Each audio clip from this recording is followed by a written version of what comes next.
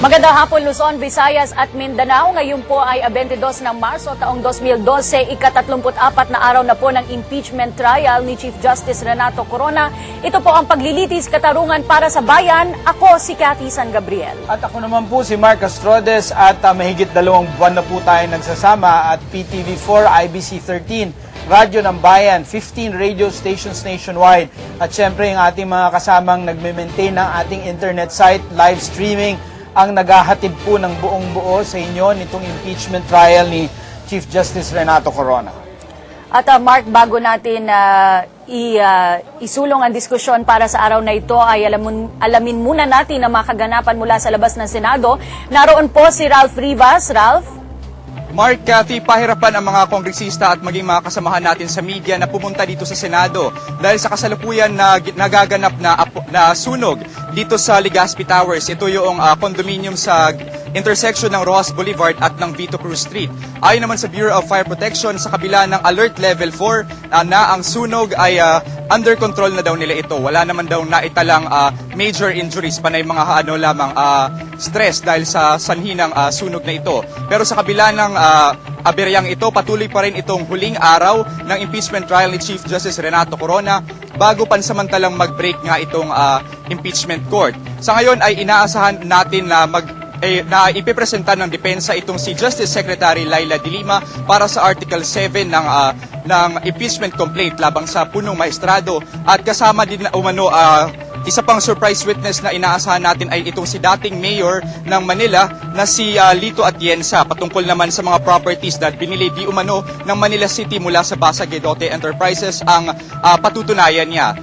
At malabo naman ang testimonya ng Philippine Center for Investigative Journalism na si Malu Mangahas dahil kunesyon nga kung ano nga ba ang relevance ng kanyang testimonya. Kung ano man ang ilalahad ng mga testigong ito, yan ang ating malalaman maya-maya lamang. Maraming salamat, Ralph, at mabuti naman po at mukhang under control na yung fire sa fire, ano? Mukhang patuloy pong tinututukan ng Fire Brigade ng Manila yung nagaganap na sunog. Abiso lang po sa ating mga kababayan na nagpaplanong dumaan dito sa kahabaan ng Rojas Boulevard ay medyo mabigat po ang daloy ng trapiko, kaya humanap na po kayo ng alternatibong ruta. Samantala, narito naman po ang highlights kahapon, Day 33 ng impeachment trial. Panoorin po natin. 33 ng impeachment trial ni Chief Justice Renato Corona, sinabon at pinaratangan ng gross negligence ang administrator ng Land Registration Authority. Ito'y dahil sa pagbibigay nito ng listahan ng properties ng punong maestrado na hindi naman pala accurate. Inilutang din ng presiding officer ang posibilidad na may iba pang property si Corona sa ibang bahagi ng bansa na hindi naisama ng LRA sa listahan nito. Bumalik sa witness stand si Carmina Cruz ng Alveo Land. Sinabi ni Cruz na base sa inspeksyon na ginawa sa unit ni Mrs. Corona sa The Column sa Makati noong 2006, may mga nakita siyang kailangan pang ayusin sa condominium kung kaya't hindi pa niya ito tinanggap. Subalit noong September 2008, naayos na daw ang mga inireklamo ni Mrs. Corona kung kaya't pinatanggap na sa kanya ito.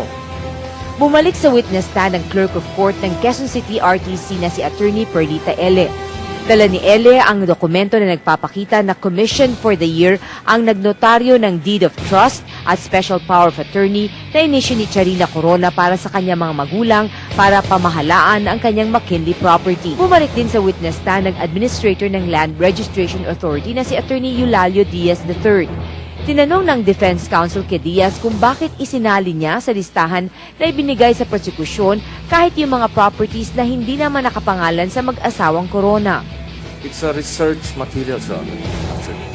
So it's not an affirmation or a confirmation that the properties covered by the title in the name of other persons really belong to Mr. and Mrs. Corona. Definitely, Your Honor. All right. Tanong pa ni Senador Miriam, bakit mahigit 1 taon nang nakaupo si Diaz at hindi pa ito nakakagawa ng isang computer system? Pinaratangan niya si Diaz ang gross negligence na isang paglabag daw sa batas. Commend your ignorance, Mr. Administrator. Let me read to you your violations of the Civil Code. Whoever by act or omission causes damage to another, there being fault or negligence, is obliged to pay for the damage done, period. Such fault or negligence is called a quasi-challenge. You are guilty of negligence. Lumabas din na ang search na ginawa ni Diaz ay sa Metro Manila at NCR lamang at hindi kasama ang Batangas na probinsya ni Corona dahil hindi pa daw computerized ang Register of Deeds sa buong bansa. Ipinakita naman ni Senadora Pia Cayetano ang masamang epekto ng ginawa ni Diaz. Impeachment panel spokesman Miro Kimbo said that based on the records from the Land Registration Authority, Corona and his family have 45 properties, houses and condo units. This is the effect of your search, which you refused to even qualify in any way just because you do not want to be accused of bias. The damage has already been done. It is already instilled into the minds of the public, the minds of the people, or even in the minds of the court that Corona owns 45 properties. Well, in fact, hindi 45. I'm showing you a copy of this cancelled transfer certificate of title. Ito, ang laki-laki, cancelled. Mr. Diaz, di mo ba nakita ito? Cancelled. Inilagay mo pa rin sa iyong information, sa iyong listahan na binigay sa prosecution. Cancelled na, inilagay mo pa. Inilutang naman ni Enrile ang posibilidad na may properties pa si Corona sa Batangas at iba pang lugar sa bansa. Ay naman sa bilang ni Senador Ralph Recto, mula sa 21 properties na sinasabi ng prosekusyon, 6 lamang ang properties ni Corona. Ayon kay Lodin Amado Valdez, nasa mga senator judges na ang paghuhusga kung naging bias si Diaz. Pero responsibilidad daw ng mga prosecutors ang pag-verify sa listahan ng LRA. Ngayon kung bias, ito ba'y nakakasira sa pag-alam ng katotohanan? Yun naman ang importante kasi you cannot avoid a person or a government official to take a position or a stand.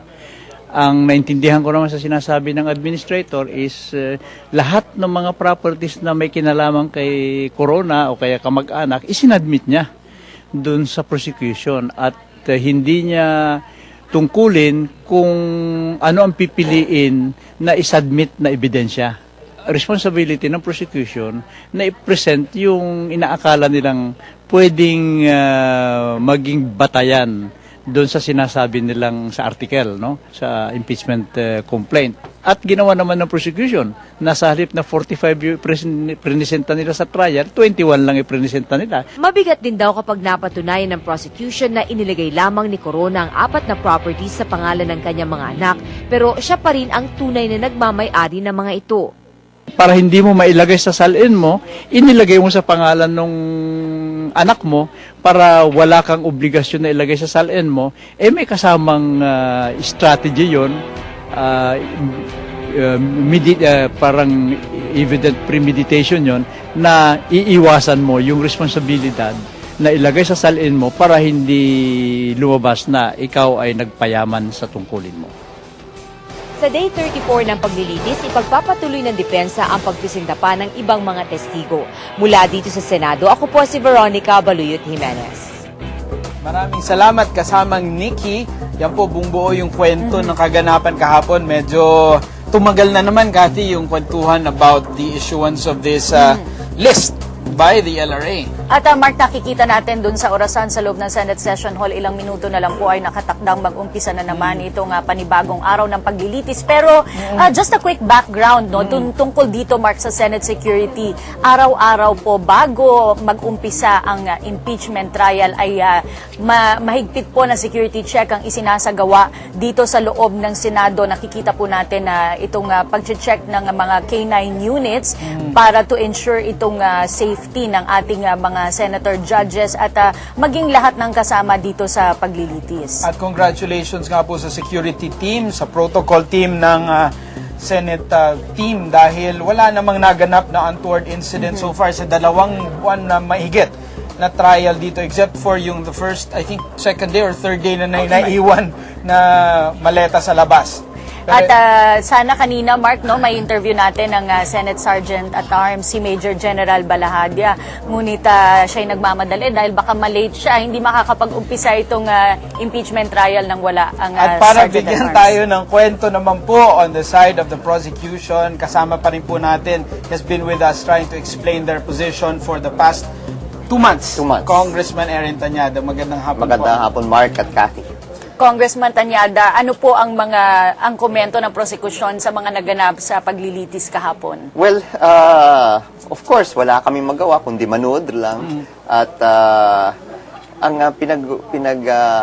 tatanong ng ating mga senator judges was about the process on how the listing came about. And I think that is not anymore the concern at this point, no? For the impeachment trial, it may be a concern for a committee investigation to find out if the LRA is doing their functions properly.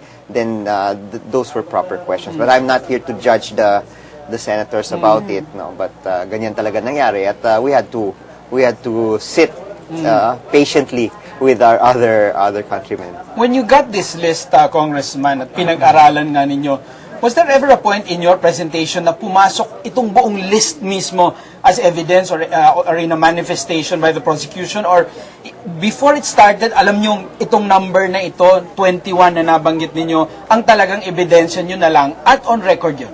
Well, ganito yan, no? When we requested for a listing of the properties of Chief Justice Corona, they submitted the list. Now, of course, we wanted to find out, no, and study also chain of title of this, because there was a question asked, why was there canceled titles? Ang sabi po ng ating LRA administrator, maybe at one point, no, the title of the property was owned by the Coronas and then subsequently transferred. Talagang lalabas po yan. So, doon kailangan rin pag-aralan dahil gusto rin namin makita kung meron pong pumasok na pera, gaano kahalaga, kailan pumasok ito, dahil pwede mong i-match sa SALN kung may pumasok na cash in bank. No?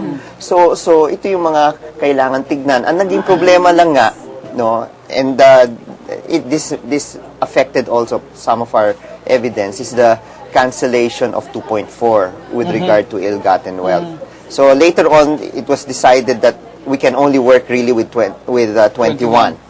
So yun ang prinesenta and formally offered as evidence. Congressman Erin, may mga nagsasabi po na dapat daw po ang prosekusyon ang nasabon tungkol dito sa pagpapalabas ng figure na ito na 45 properties at hindi daw po yung LRA administrator dahil trabaho daw po ng prosekusyon na suriin itong mga titulong ito at alamin kung alin talaga yung kay Chief Justice at hindi. Well, alam mo, ganito nangyari.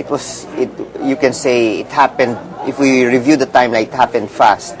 January 10, sumulat yung response ng ating LRA administrator. Tapos I think it was a Thursday or Friday, before the Monday hearing, nag-request po ng subpoena for these 45 properties.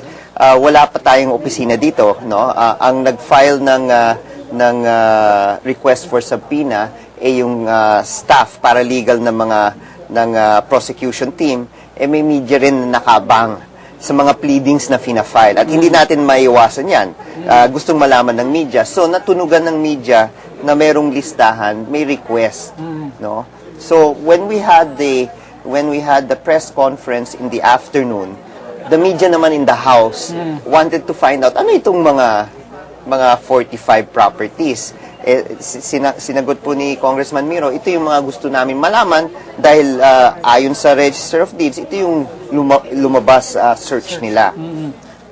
Pero this is the last day of trial before they go on a break. Yes. Before mag-break ang Senado. At nakadalawang linggo na po yung depensa.